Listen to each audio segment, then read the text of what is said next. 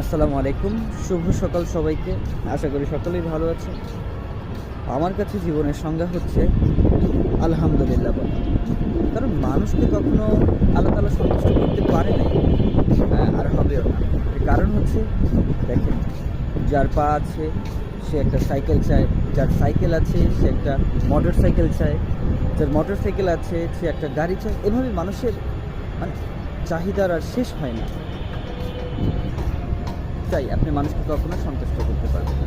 আপনাকে মানুষ যা ভাবে ভাই ভাবতে দেন, আপনি কেমন সেটা আপনি আর আপনার আল্লাহ জানলেই চলে, তাই না? আপনাকে মানুষ তার প্রয়োজনে ভালো বলবে, মানুষ তার প্রয়োজনে খারাপ বলবে। এটাই পৃথিবী, এটাই নিয়ম। হ্যাঁ, আপনাকে কে কী বললো, আপনি ছোট, আপনি বড়, আপনি কালো, আপনি বেটো, ডোন্ট কেয়ার। চিল থাকেন না ভাই, নিজেকে সময় দিন, নিজের সময়কে গুরুত্ব দিন। জীবনে আপস অ্যান্ড ডাউন আসবেই, সো এগুলোকে ইগনোর করতে শিখুন। কে আপনার জন্য পারফেক্ট, কে আপনার জন্য পারফেক্ট না, সেটা আল্লাহর কাছে ছেড়ে দিন। হ্যাঁ, অবশ্যই সবসময় লয়ালিটি বজায় রাখবেন, যে সবসময় যথেষ্ট করার ট্রাই করবেন। আপনার যতটুকু সম্ভব, আপনি যতটুকু করতে চাচ্ছেন সবই করবেন আল্লাহর জন্য। হ্যাঁ, এটাই লাইফে। কী বললাম, যে আপস অ্যান্ড ডাউন থাকবে আপনার মধ্যে, যেটা আছে পৃথিবীর সব প্রাণীর মধ্যেই আছে।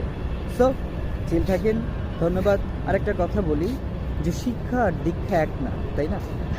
দীক্ষাটা বই থেকে অর্জন করা গেলেও শিক্ষাটা আসলে মানুষের আচার আচরণ স্বভাব চরিত্রের মাধ্যমে প্রকাশ পায়। তো আমি তাদেরকে বলবো, যারা মানুষের সম্পর্কে খারাপ ধারণা রাখেন, এটা মানুষ সম্পর্কে না জেনে কোনো কথা বলা, এটা ইসলামের বিধিবিধানের পরিপন্থী। সো কাউকে খারাপ বলার আগে আগে নিজেকে দেখুন। আপনি যদি কখনো এক আঙ্গুল কারোর দিকে তুলেন, 3 আঙ্গুল কিন্তু আপনার দিকে চলে আসে, তাই না? সো নিজেকে ভাবুন, জাস্টিফাই করুন, আসলে আমার কী আছে পৃথিবীতে, আমি কী করতেছি। ধন্যবাদ।